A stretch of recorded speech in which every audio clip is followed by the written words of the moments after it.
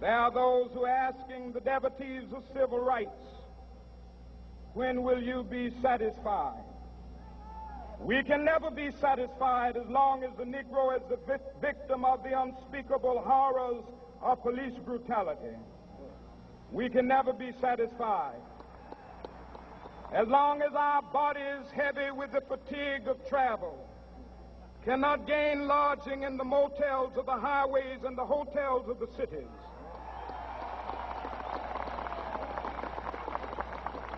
We cannot be satisfied as long as the Negro's basic mobility is from a smaller ghetto to a larger one.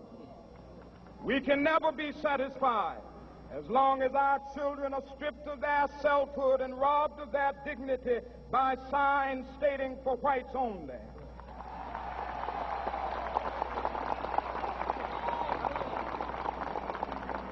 We cannot be satisfied as long as a Negro in Mississippi cannot vote and a Negro in New York believes he has nothing for which to vote.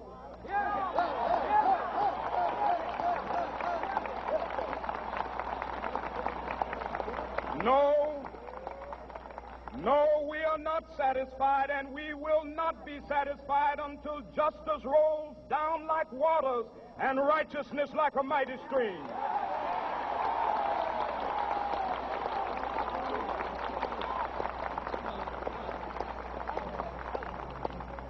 I am not unmindful that some of you have come here out of great trials and tribulations. Some of you have come fresh from narrow jail cells. Some of you have come from areas where your quest for freedom left you battered by the storms of persecution and staggered by the winds of police brutality. You have been the veterans of creative suffering. Continue to work with the faith that unearned suffering is redemptive. Go back to Mississippi. Go back to Alabama. Go back to South Carolina. Go back to Georgia. Go back to Louisiana. Go back to the slums and ghettos of our northern cities, knowing that somehow this situation can and will be changed. Let us not wallow in the valley of despair. I say to you today, my friend,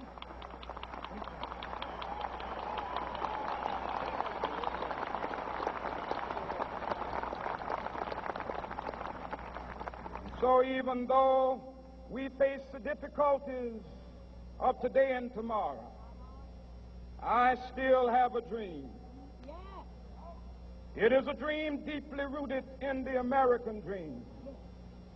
I have a dream that one day this nation will rise up and live out the true meaning of its creed.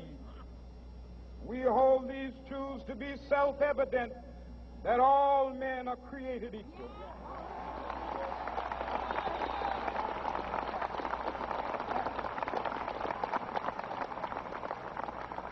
I have a dream that one day on the red hills of Georgia, the sons of former slaves and the sons of former slave owners will be able to sit down together at the table of brotherhood. I have a dream that one day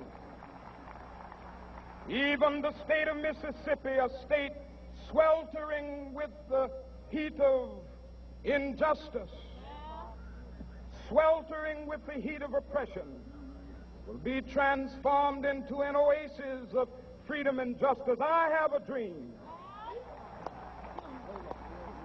that my 4 little children will one day live in a nation where they will not be judged by the color of their skin, but by the content of their character.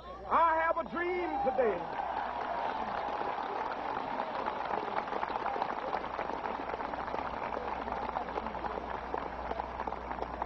I have a dream that one day down in Alabama, with its vicious racists, with its governor having his lips dripping with the words of interposition and nullification.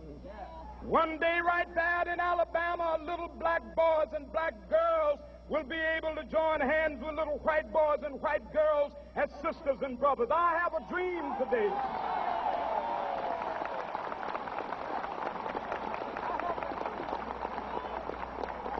I have a dream that one day every valley shall be exalted. Every hill and mountain shall be made low, the rough places will be made plain, and the crooked places will be made straight, and the glory of the Lord shall be revealed, and all flesh shall see it together. This is our hope. This is a faith that I go back to the South with. With this faith, we will be able to hew out of the mountain of despair a stone of hope. With this faith, we will be able to transform the jangling discords of our nation into a beautiful symphony of brotherhood. With this faith, we will be able to work together, to pray together, to struggle together, to go to jail together, to stand up for freedom together, knowing that we will be free one day. This will be the day. This will be the day when all of God's children will be able to sing with new meaning, my country, tears of thee. Sweet land of liberty, of thee I sing. Land where my fathers died, land of the pilgrim's pride. From every mountainside, let freedom ring. And if America is to be a great nation, this must become true. And so let freedom ring. From the prodigious hilltops of New Hampshire, let freedom ring. From the mighty mountains of New York, let freedom ring. From the heightening Alleghanies of Pennsylvania, let freedom ring. From the snow-capped Rockies of Colorado, let freedom ring. From the curvaceous slopes of California. But not only that, let freedom ring from Stone Mountain of Georgia. Let freedom ring from Lookout Mountain of Tennessee. Let freedom ring from every hill and molehill of Mississippi, from every mountainside. Let freedom ring. And when this happens,